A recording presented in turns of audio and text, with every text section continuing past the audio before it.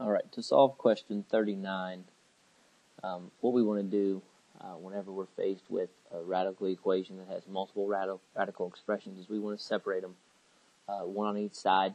And if we have just the square root of x, which we do, we always want to put that on the side with the constant. So what we're going to do is we're going to add the square root of x to both sides, and we have the square root of x minus 5 equals the square root of x minus 2. From here, we're going to square both sides.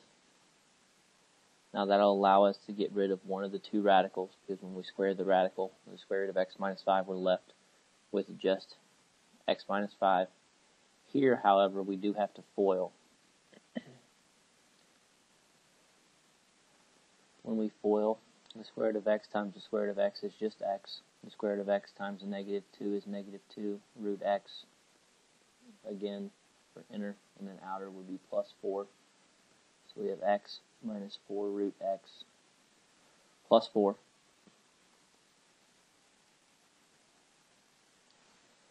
Now, we've taken our equation that had two radical expressions down to 1. So now we do want to isolate this term. So we're going to subtract x from both sides. The x's do cancel in this particular case. We're going to subtract 4. And we get a negative 9 equals a negative 4 root x.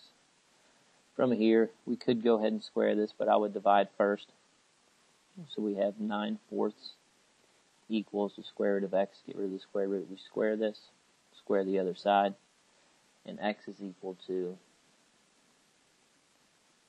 81 over 16, or 5.0625, I believe, but this is the correct answer. This question is identical to question 42, except in 42 they use rational exponents, but it is the exact same question with the exact same answer. So if you're struggling with 42, take another look at it, and just use radicals as opposed to your rational exponents. Use square roots as opposed to the exponent of 1/2, and it'll be done the exact same way.